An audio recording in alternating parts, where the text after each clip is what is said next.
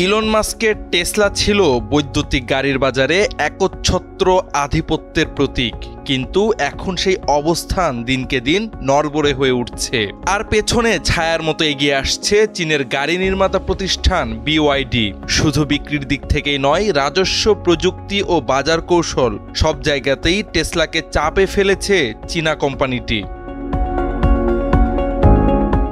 2024 সালে BYD তাদের রাজস্ব 29% বাড়িয়ে 777 বিলিয়ন ইউয়ানে তুলেছে, যা ডলারে প্রায় 107 বিলিয়ন। বিপরীতে টেসলার রাজস্ব দাঁড়িয়েছে 97.7 বিলিয়ন ডলার, যা আগের বছরের তুলনায় বেশ কম। একসময় ইভি মার্কেটের রাজা বলা হতো যাকে, সেই টেসলা এখন টানা দুই প্রান্তিকে বিক্রির পতনের মুখে, এবং সেই স্লিপ এবার স্পষ্ট।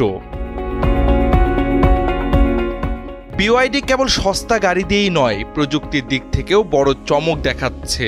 মাত্র 5 মিনিটে পুরো গাড়ি চার্জ করতে সক্ষম নতুন ব্যাটারি প্রযুক্তি, ফ্রি গডস আই চালক সহায়ক ফিচার এবং তুলনামূলক কম দামের নতুন মডেল, সব মিলিয়ে BYD এখন বিশ্বজুড়ে গ্রাহকদের আগ্রহের কেন্দ্রে। টেসলার মডেল 3 যেখানে 2 লাখ ইউয়ানের ওপরে, সেখানে BYDর নতুন গাড়ি কিন এল পাওয়া যাচ্ছে অর্ধেক দামে।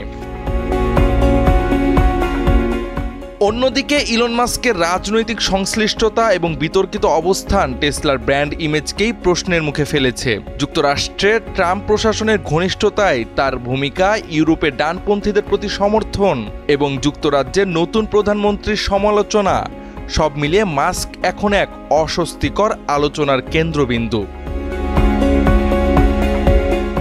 বিশ্লেষকরা বলছেন, টেসলার পতনের পেছনে অর্থনৈতিক চ্যালেঞ্জ যেমন আছে, তেমনই রয়েছে রাজনৈতিক অনিশ্চয়তা। কর ছাড় উঠিয়ে নেওয়া, চীনা কাঁচামালের ওপর নতুন ট্যারিফ এবং সবচেয়ে বড় ধাক্কা, রেগুলেটরি ক্রেডিট বিক্রির রাস্তা বন্ধ হয়ে যাওয়া, সব মিলিয়ে কোম্পানিটি এখন বাস্তব অর্থের ক্ষতির মুখে। এদিকে মাস্ক এখন নজর ঘুরিয়ে দিচ্ছেন রোবোট্যাক্সি ও হিউম্যানেড রোবটের দিকে।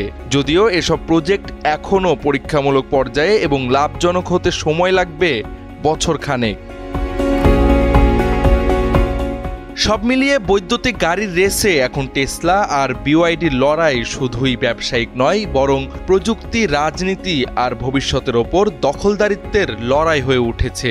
আর এই যুদ্ধে আপাতত চীনের BYD এগিয়ে।